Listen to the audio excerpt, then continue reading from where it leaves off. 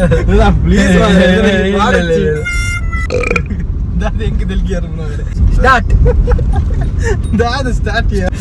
Please weakness ದಾದಂಡು ನಿಕ್ಕೊಂಜಿ ತಂದು ಕೊರ್ಕನ Deere ಕೊರ್ಕನ ವಿಶೇಷ ಕಾಲ್ ಮತ್ತು ಸಾಮಾನ್ಯ ರೋಡ್ ಬಾಯ್ ಬತ್ತಿನ.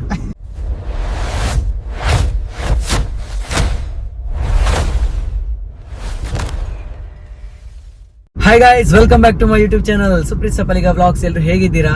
ಈಗ ಗಂಟೆ 1:55 ಆಯಿತು. ಎಲ್ಲರಿಗೆ ಊಟ ಮಾಡುವಂತಹ ಸಮಯ. ಹಾಗೆ ನಾನೀಗ ಕಾರ್ಕಳ ಹೋಗ್ಲಿಕ್ಕಿದೆ. ನಾನು ಕಾರ್ಕಳಕ್ಕೆ ಹೊರಟದ್ದು. ಈಗ ಹೀಗೂ ಕಾರ್ಕಳ ಹೋಗ್ತಾ ಇದ್ದೇನೆ. ಅದೇ ದಾರಿಯಲ್ಲಿ ನಮ್ಮ ಚಿಕ್ಕಮ್ಮನ ಮಗ, ಅಂದರೆ ನನ್ನ ಅಮ್ಮನ ಸ್ವಂತ ತಂಗಿಯ ಮಗ, ನನ್ನ ತಮ್ಮ, ಅವನನ್ನು ಪಿಕ್ ಮಾಡುವಂತ, ಅವನು ಕರ್ಕೊಂಡು ಹೋಗುವಂತ. ಅವನು ಆ್ಯಕ್ಚುಲಿ ನಿಟ್ಟೆ ಕಾಲೇಜಲ್ಲಿ ಸ್ಟಡಿ ಮಾಡೋದು. ಇವತ್ತು ರಜೆ ಅವನಿಗೆ, ಎಷ್ಟು ದಿವಸ ರಜೆ ಗೊತ್ತಿಲ್ಲ. ಹಾಗೆ ಪಾಪ ನಾನೀಗ ಕಾಲ್ ಮಾಡುವಾಗ ಮಲಗಿದ್ದ. ಅವನ ನಿದ್ದೆ ಹಾಳು ಮಾಡಿದೆ ನಾನು, ಎಬ್ಬಿಸಿದ್ದು. ಕಾರ್ಕಳಕ್ಕೆ ಹೋಗ್ಲಿಕ್ಕೆ ಉಂಟು, ಬರ್ತೀಯ ಅಂತ ಕೇಳಿದೆ. ಪಾಪ ಬರ್ತೇನೆ ಅಂತ ಹೇಳಿದ. ನಿಟ್ಟೆ ಹತ್ರ ಒಂದು ಮನೆ, ಅವನನ್ನು ಪಿಕ್ ಮಾಡಿ ಕಾರ್ಕಳ ಹೋಗ್ಲಿಕ್ಕೆ ಉಂಟು. ಸ್ವಲ್ಪ ಕೆಲಸ ಇದೆ. ಊಟ ಆಗಲಿಲ್ಲ ನಂದು, ಅವನು ಕೂಡ ಆಗಲಿಲ್ಲ. ನೋಡುವ ಕಾರ್ಕಳದ ಎಲ್ಲಾದರೂ ಹೋಟೆಲಿಗೆ ಹೋಗಿ ಊಟ ಮಾಡುವಂತ. ನೀವು ಎಣಿಸ್ತಾ ಇರ್ಬೋದಲ್ಲ, ಕಾರ್ಕಳ ಅಂದರೆ ಅಲ್ಲಿಗೆ ಹೋಗ್ತಾ ಫಿಶ್ ಹೋಟೆಲಿಗೆ ಅಂತ. ಅಲ್ಲೇ ಹೋಗುವ ಅಂತ ಇದ್ದೇನೆ. ನೋಡುವ ತಮ್ಮ ಅಂತ ಹೇಳ್ತಾನೆ. ನೋಡುವ, ಅವನು ಕೂಡ ಆ ವ್ಲಾಗನ್ನು ನೋಡಿದ್ದಾನೆ. ಹೇಳ್ತಾ ಇದ್ದ ಟೇಸ್ಟ್ ಮಾಡಬೇಕು ಅಂತ. ಇವತ್ತು ಆದರೆ ಕರ್ಕೊಂಡು ಹೋಗ್ತೇನೆ ಅವನನ್ನು ಅಲ್ಲೇ ಹೋಟೆಲಿಗೆ. ಅದಕ್ಕಿಂತ ಮೊದಲೊಮ್ಮೆ ಕಾಲ್ ಮಾಡಬೇಕು. ಖಾಲಿ ಆದರೆ ಮಿನಿ ಫಿಶ್ ತೆಗೆದಿಡ್ಲಿಕ್ಕೆ ಹೇಳ್ಬೇಕು. ಎರಡಲ್ಲ 3. ನನ್ನ ಅಮ್ಮ ರೆಡಿ ಮಾಡಿ ಇಟ್ಟಿದ್ದಾರೆ. ಆ್ಯಕ್ಚುಲಿ ವೆಜ್ ಆಯಿತಾ. ನನಗೆ ಸ್ವಲ್ಪ ವೆಜ್ ದೂರ ಆಗುದಿಲ್ಲ ಅಂತ ಇಲ್ಲ, ವೆಜ್ ಊಟ ಮಾಡ್ತೇನೆ, ಆದರೆ ಸ್ವಲ್ಪ ದೂರ, ಅಪರೂಪಕ್ಕೆ ತಿನ್ನೋದಾದ್ರೆ ಇಷ್ಟ ಆಗ್ತದೆ. ಹಾಗೆ ಅಮ್ಮ ಸಹ ಮಾಡಿ ಇಟ್ಟು ಹೋಗಿದ್ದಾರೆ. ನಾನು ಅಮ್ಮನಿಗೆ ಹೇಳಿಲ್ಲ. ಈಗ ಕಾರ್ಕಳಕ್ಕೆ ಹೋಗ್ತಾ ಇರೋದು, ಹೊರಟಿದ್ದೇನೆ. ನಮಗೆ ಇಲ್ಲಿಂದ ಒಂದು ಕಾರ್ಕಳಕ್ಕೆ ಎವರೇಜ್ ಸ್ಪೀಡಲ್ಲಿ ಹೋದರೆ, ತುಂಬ ಸ್ಲೋ ಅಲ್ಲ, ಒಂದು 30 ಇಲ್ಲಾಂದರೆ 35 ಮಿನಿಟ್ಸಲ್ಲಿ ರೀಚ್ ಆಗ್ಬೋದು ಮನೆಯಿಂದ.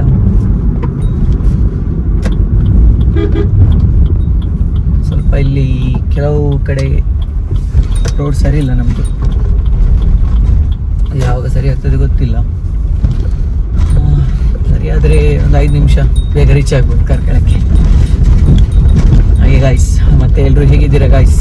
ಮೊನ್ನೆ ಮೊನ್ನೆ 2 ದಿವಸದಿಂದ ಮಳೆ ಬರ್ತಾ ಇದೆ. ಹೀಗೆ ಬರ್ತಾ ಇರಲಿ. ತುಂಬ ಜನರು ವ್ಯವಸಾಯ ಮಾಡುವವರಿಗೆ ಸಮಸ್ಯೆ, ಮಳೆ ಬರಲಿಲ್ಲ ಅಂದರೆ. ಅದು ಸಹ ಈ ಸಲ ತುಂಬ ಲೇಟ್ ಮಳೆ, ಇನ್ನು ಸರಿಯಾಗಿ ಬರ್ತಾ ಇಲ್ಲ. ನಿನ್ನೆ ಸ್ವಲ್ಪ ಇತ್ತು, ಇವತ್ತು ಮೋಡ ಕವಿದ ವಾತಾವರಣ. ಸ್ವಲ್ಪ ಮಳೆ ಬಂತು, ಈಗ ನೋಡಿ ಈಗ ಪುನಃ ಬಿಸಿಲು ಬಂತು. ಹಾಗೆ ಮೊದಲು ಆ್ಯಕ್ಚುಲಿ ನಂದು ಅಮ್ಮ ಮಾವ ಎಲ್ಲ ಸೇರಿ ನಮ್ಮದು ಮನೆ ಏನಿದೆ ಅಲ್ಲೇ ಪಕ್ಕದಲ್ಲಿ ವ್ಯವಸಾಯ ಮಾಡ್ತಾ ಇದ್ರು. ಮುಂದೆ ಗದ್ದೆಯಲ್ಲಿ ವ್ಯವಸಾಯ ಮಾಡ್ತಾ ಇದ್ರು. ಈಗ ಸ್ಟಾಪ್ ಮಾಡಿದ್ದಾರೆ. ಕೆಲವು ವರ್ಷ ಆಯಿತು, ಒಂದು 3-4 ವರ್ಷ ಆಯ್ತೇನು. 3 ಅಲ್ಲ, 2-3 ವರ್ಷ ಆಗಿರ್ಬೋದು. ಹಾಗೆ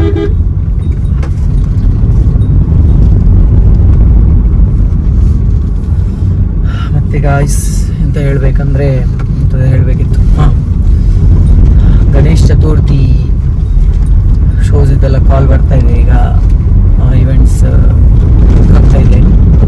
ನಾನು ಹೇಳ್ತೇನೆ ಒಂದು ವ್ಲಾಗಲ್ಲಿ ಎಲ್ಲೆಲ್ಲ ಕಾರ್ಯಕ್ರಮ ಬುಕ್ ಆಗಿದೆ ಅಂತ. ನೀವು ನನ್ನ ವ್ಲಾಗ್ ನೋಡ್ತಾ ಇರುವವರು ಯಾವಾಗಲೂ ಯಾರೆಲ್ಲ ನನ್ನ ವ್ಲಾಗ್ ನೋಡಿ ಸಪೋರ್ಟ್ ಮಾಡ್ತೀರಾ, ಅವರು ಖಂಡಿತವಾಗಿಯೂ ನಮ್ಮ ಕಾರ್ಯಕ್ರಮಕ್ಕೆ ಬರ್ಬೋದು. ನಾನು ಹೇಳ್ತೇನೆ ಬೇಗದಲ್ಲಿ ನಿಮಗೆ ಎಲ್ಲಿ ಎಷ್ಟು ಗಂಟೆಗೆ ಅಂತ. ಓಕೆ, ಚತುರ್ಥಿ ಇದ್ದಂತಲ್ಲ, ಕೃಷ್ಣ ಜನ್ಮಾಷ್ಟಮಿ ಈ ಥರ ದೊಡ್ಡ ದೊಡ್ಡ ಕಾರ್ಯಕ್ರಮ ಇರುವಾಗ ಹೇಳ್ತೇನೆ. ಸ್ಟಾರ್ ನೈಟ್ ಶೋಸ್ ಎಲ್ಲ ಇರುವಾಗ ನಾನು ವ್ಲಾಗಲ್ಲೇ ಹೇಳ್ತೇನೆ. ನಿಮಗೆ ಒಂದು ವೇಳೆ ನಿಯರ್ ಇದ್ದರೆ ನೀವು ಬರ್ಬೋದು, ಸಿಗುವ, ಮಾತಾಡುವ.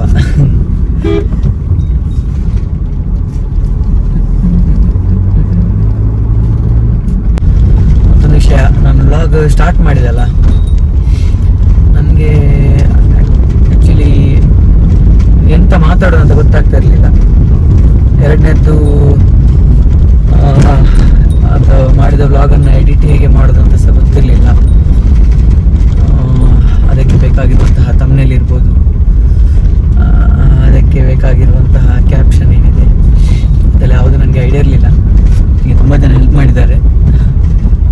ವಿಷಯಗಳನ್ನು ಅವರು ಇರುವಾಗಲೇ ನಾನು ರಿವೀಲ್ ಮಾಡ್ತೇನೆ. ಯಾಕಂದರೆ ಯಾವಾಗಲೂ ನಾವು ಹೆಲ್ಪ್ ಮಾಡಿದವರನ್ನು ಮರೆಯಬಾರ್ದಂತೆ. ಇನ್ನು ಮುಂದಕ್ಕೆ ನಮ್ಮ ಮ್ಯೂಸಿಕ್ ಜರ್ನಿದು ಬಗ್ಗೆ ಸಹ ನಾನು ಮಾತಾಡಲಿಕ್ಕಿದ್ದೇನೆ. ನನಗೆ ಯಾರೆಲ್ಲ ಸಪೋರ್ಟ್ ಮಾಡಿದ್ದಾರೆ, ಯಾರೆಲ್ಲ ನನಗೆ ವೇದಿಕೆಯನ್ನು ಫಸ್ಟಿಗೆ ಕೊಟ್ಟಿದ್ದಾರೆ, ಈಗ ಯಾರೆಲ್ಲ ವೇದಿಕೆ ಕೊಡ್ತಾ ಇದ್ದಾರೆ, ಹಾಗೆ ಒಂದು ಈ ಜರ್ನಿಯಲ್ಲಾದ ಎಕ್ಸ್ಪೀರಿಯನ್ಸ್, ಈ ಮ್ಯೂಸಿಕ್ ಜರ್ನಿಯಲ್ಲಾದಂಥ ಎಕ್ಸ್ಪೀರಿಯನ್ಸ್ ಅದನ್ನೆಲ್ಲ ಅಂದರೆ ಏನೋ ದೊಡ್ಡ 10-15 ವರ್ಷ ಆಗಲಿಲ್ಲ, ಒಂದು 6-7 ಇಯರ್ಸ್ ಇದು ಒಂದು ಜರ್ನಿಲಿವರೆಗೆ ಅಷ್ಟೇ. ನೋಡುವ, ನಾವು ಶೇರ್ ಮಾಡುವ ಎಲ್ಲ ವಿಚಾರಗಳನ್ನು. ಇವತ್ತು ನಾನು ಮೈಕ್ ಹಾಕ್ಕೊಂಡಿಲ್ಲ ಗೈಸ್,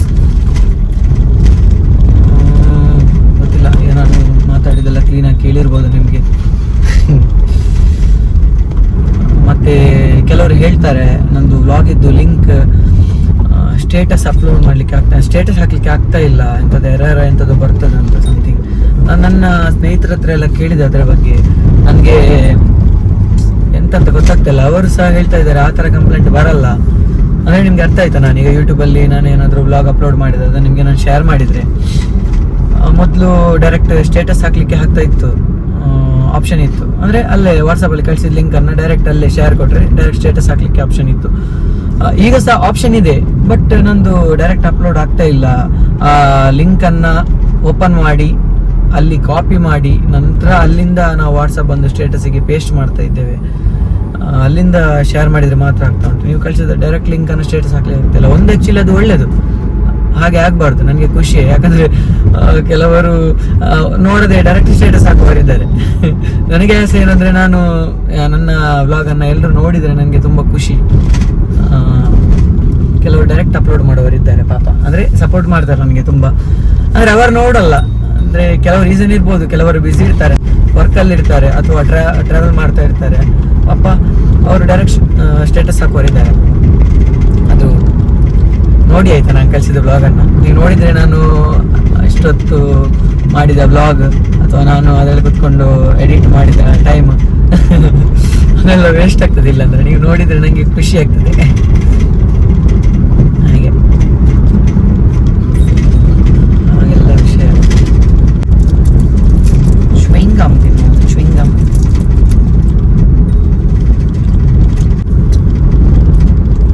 ಮೆಲ್ಟ್ ಆಗಿದೆ ಬಿಸಿಲಿಗೆ ಗೈಸ್. ನಾನು ನಿಮಗೆ ಹೇಳಿದೆ, ನಿಮ್ಮ ಸಾಂಗ್ಸ್ ಇದ್ದರೆ ಹೇಳಿ, ನಾನು ಸಿಂಗ್ ಮಾಡಿ ಅಪ್ಲೋಡ್ ಮಾಡ್ತೇನೆ ಅಂತ. ನಾನು ಹಾಡಿ ಅದನ್ನು ಅಪ್ಲೋಡ್ ಮಾಡ್ತೇನೆ ಅಂತ. ಆದರೆ ಅದು ನನಗೆ ಮೊನ್ನೆ ನಾನು ಒಂದು ಗೀತೆಯನ್ನು ಅಪ್ಲೋಡ್ ಮಾಡಿದೆ ಆಯಿತಾ, ಅದು ಡೈರೆಕ್ಟ್ ಎಂತಾಯಿತು, ಕಾಪಿ ರೈಟ್ಸ್ ಬಿತ್ತು. ಹೇಗೆ ಅಂತ ಕತೆ ಗೊತ್ತಿಲ್ಲ, ಅದಕ್ಕೆ ನಾನು ಪಟ್ಟ ಡಿಲೀಟ್ ಮಾಡಿದೆ ಅಪ್ಲೋಡ್ ಮಾಡಿದ ಟೈಮಲ್ಲಿ. ಹಾಗೆ ಸಮಸ್ಯೆ ಆಗಿದೆ, ತೊಂದರೆ ಇಲ್ಲ. ನಾನು ಇನ್ಸ್ಟಾಗ್ರಾಮ್ ಅಥವಾ ಯಾವುದ್ರಲ್ಲೂ ಲೈವ್ ಬಂದರೆ ಆಗ ಹಾಡ್ತೇನೆ, ಏನು ಸಮಸ್ಯೆ ಇಲ್ಲ. ಇಲ್ಲಾಂದರೆ ಅದೇ ಹೇಳಿದಲ್ಲ ನಾನು, ನನಗೇನು ದೊಡ್ಡ ದೊಡ್ಡ ಕಾರ್ಯಕ್ರಮ ಇದ್ದರೆ ಓಪನ್ ಶೋಸ್ ಎಲ್ಲ ಇರ್ತಾರೆ, ಅಷ್ಟಮಿ, ಚೌತಿ, ನ್ಯೂ ಇಯರ್ ಅಂತಹ ಶೋಸ್ ಎಲ್ಲ ಇದ್ದರೆ ನಾನಿನ್ನು ನನ್ನ ಬ್ಲಾಗಲ್ಲಿ ನಿಮಗೆ ಮೊದಲೇ ತಿಳಿಸ್ತೇನೆ. ನಿಮಗೂ ಬರ್ಬೋದು, ಅಲ್ಲಿ ಲೈವ್ ಆಗಿ ಕಾರ್ಯಕ್ರಮ ನೋಡ್ಬೋದು.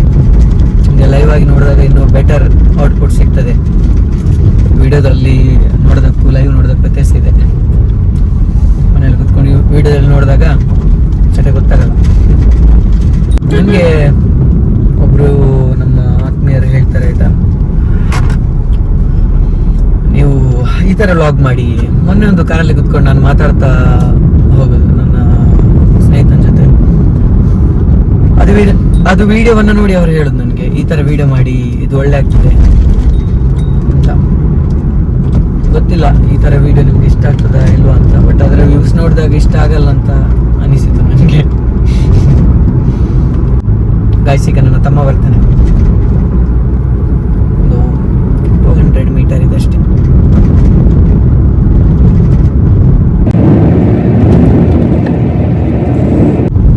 ನನ್ನ ತಮ್ಮನನ್ನು ನೋಡಿ ಹೆದರಬೇಡಿ ನೀವು, ಯಾಕಂದ್ರೆ ದಷ್ಟಪುಷ್ಟ ಫಿಟ್ಟಿದ್ದಾನೆ. ಫಿಟ್ ಅಂದರೆ ಸ್ವಲ್ಪ ಮೊದಲು ಸಪೂರ ಇದ್ದವು ತುಂಬ, ಈಗ ಒಳ್ಳೆ ಸೆಟ್ ಆಗಿದ್ದಾನೆ ನೋಡಿ. ನೆದರ್ ಬೇಡ ಆಯ್ತಾ, ತಮಾಷೆ ಮಾಡ್ತಲ್ಲ, ಇಲ್ಲಂದ್ರು ಒಳ್ಳೆ ಇವನಂತ ಮರೆ ಇನ್ನೂ ಸಹ ಮಲಗಿದ್ದಾನ ಮರೆ. ಬರ್ತೇನಂತ ಹೇಳಿ ಕಟ್ ಮಾಡಿ ಮಲಗಿದ್ ನಮ್ಮನು. ಒಂದು ಕಾಲ್ ಮಾಡಬೇಕು ನಾನು, ಈ ಮೊಬೈಲಲ್ಲೇ ಕಾಲ್ ಮಾಡಬೇಕು. ವೈಟ್ ಬಂದ ನೋಡಿ ಗಾಯ್ಸ್, ಬಂದ ಸರ್, ನೀವು ದೋಸೆದು ಬಂದ. ನೀವು ಯಾವ ಭಾಷೆಯಲ್ಲಿ ಮಾತಾಡ್ತೀರಾ? ಬೇರೆ ಬರ್ದಿಲ್ವಾ? ಕನ್ನಡ, ಹಿಂದಿ, ತಮಿಳ್, ತೆಲುಗು, ಮಲಯಾಳಂ, ಉರ್ದು ಇಲ್ಲ ಇವತ್ತು ಗಟ್ಟಿ. ಮತ್ತೆ ಇವಡಿ ಮೊದಲೇ ಬಿದ್ದಣ್ಣ ಒಂದ್ಸಲ ಬಿದ್ದಾಡ್ದ ಮಾರ. ದೇವರ ನಾಜ ಅಡ್ಡಂಡು ನೋಡಿದ್ರಲ್ಲ ಗಾಯ್ಸ್, ಪಂಡೆ ಅಡ್ಡೆ ದಷ್ಟಪುಷ್ಟ ಎಲ್ಲ.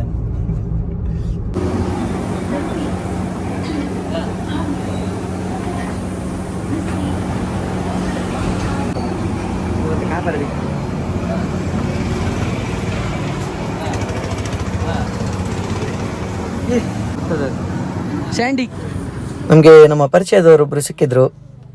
ಅವ್ರ ಹತ್ರ ಮಾತಾಡಿ ನಮ್ಮ ನೆಚ್ಚಿನ ಹೋಟೆಲ್ ರೆಡಿ ಅಣ್ಣ, ರೆಡಿಯಾ, ರೆಡಿ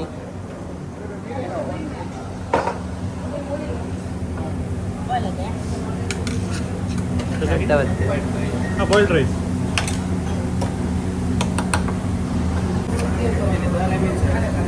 ದಾಲ್ ಸರ್, ದಾಲ್.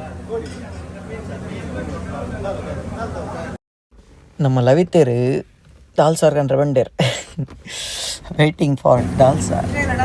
ಹಾಂ ಅರ್ಜನ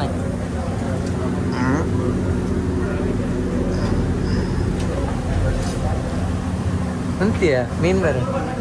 ನನ್ನ ತಮ್ಮ ವ್ಲಾಗ್ ನೋಡಿ ಬಂದಿದ್ದಾನೆ. ದೇವರ ಹತ್ರ ಕೈ ಮುಗಿಯುವುದು, ಇವನ ನಾಲಗೆಗೆ ಸ್ವಲ್ಪ ಹಿಡಿಯುವಾಗೆ ಮಾಡಿ ಟೇಸ್ಟ್. ಅಲ್ಲೇ ನಮ್ಮದು ನಾನಂತೆ ವೆಯ್ಟ್ ಮಾಡಬಾರ್ದಿಕ್ಕು.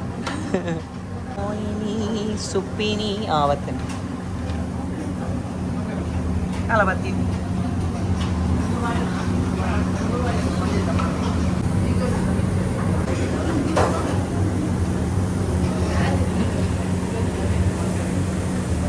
ಹೆಂಚಂಡಿ ಸುರತ್ತಲ್ಲಿ ಬೀಟ್ ಮಾಡ್ತಾನೆ ಅಂದ. ಸ್ನೇಹಿತರೆ, ಒಂದು ಮೀನನ್ನು ತಿಂದು ಇನ್ನೊಂದು ಮೀನಿಗೆ ವೇಟಿಂಗ್. ಸ್ವಲ್ಪ ವೆಯ್ಟ್ ಮಾಡಲಿಕ್ಕೆ ಸಿಗ್ತದೆ, ಯಾಕಂದರೆ ಸಿಕ್ಕಾಪಟ್ಟೆ ಬ್ಯುಸಿ ಇದೆ. ನಾವು ಇಲ್ಲಿ ಬರುವಾಗಲೇ ಸ್ವಲ್ಪ ವೆಯ್ಟ್ ಮಾಡಲಿಕ್ಕೆ ಸಿಕ್ಕಿತ್ತು ಹೊರಗಡೆ, ಯಾಕಂದರೆ ತುಂಬ ಜನ ಸೇರಿದ್ರು.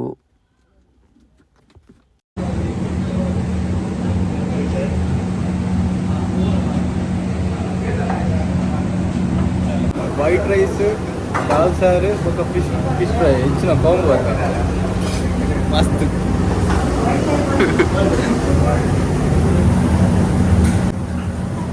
ರಕ್ಕಸ ಅಂತಾಯ್ತು, ಎರಡನೇ ರಕ್ಕಸ ಅಲ್ಲಿ ಸ್ವಲ್ಪ ಊಟ ಹೇಗಾಯ್ತು ಹೇಳು, ಸತ್ಯ ಹೇಳು, ಸುಮ್ಮನೆ ಹೇಳುದು ಬೇಡ, ಇದ್ದ ವಿಷಯನ ಹೇಳಿದ್ರು.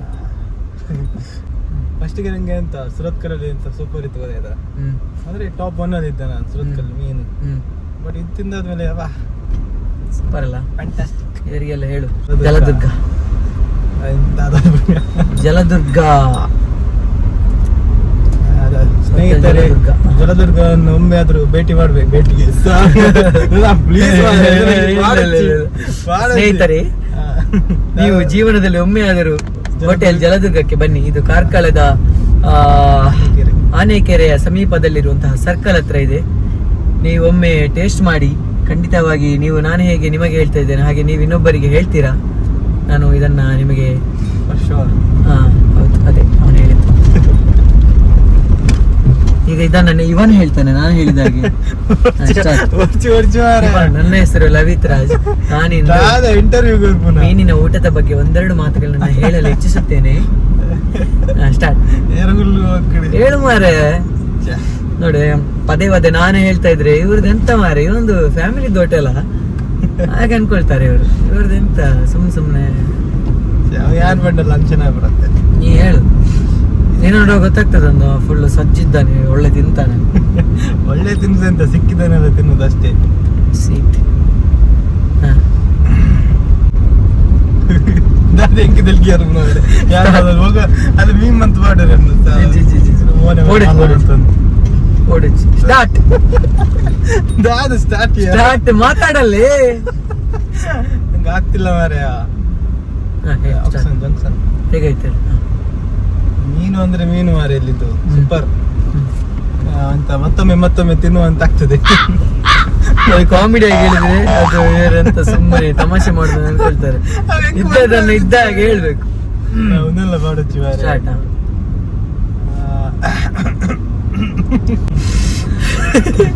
ಪ್ಲೀಸ್ ಪ್ಲೀಸ್ ₹2 ಕೊಡ್ಲಿ.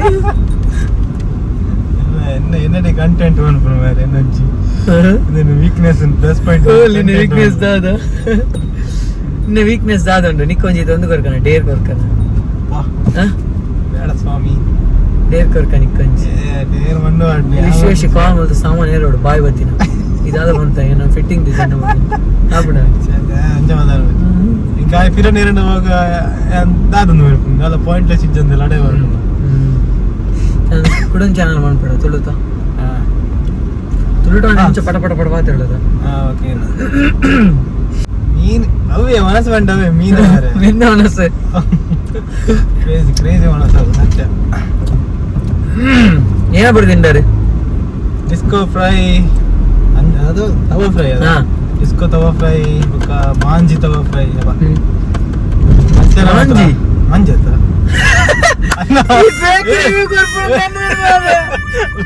నాకు దూపరా మరి తిన్నా వాడచ్చన్న కెట్టిన ప్లీజ్ మారే ಎಂಕ ಅವ್ರ ಶಕ್ತಿ ಗೊತ್ತಾಡ full sensitive wait sensitive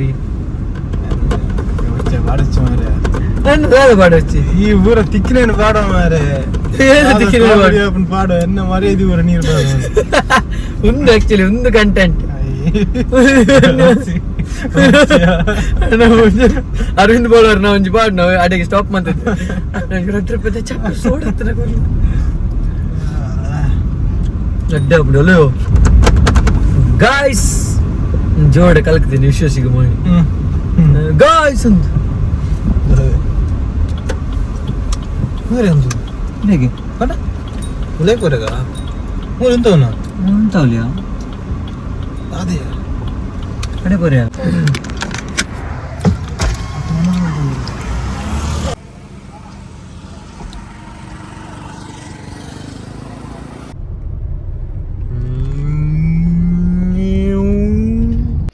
bye guys. ಇನ್ನು ನಾವು ನೆಕ್ಸ್ಟ್ ವ್ಲಾಗಲ್ಲಿ ಸಿಗುವ. ಬಾಯ್.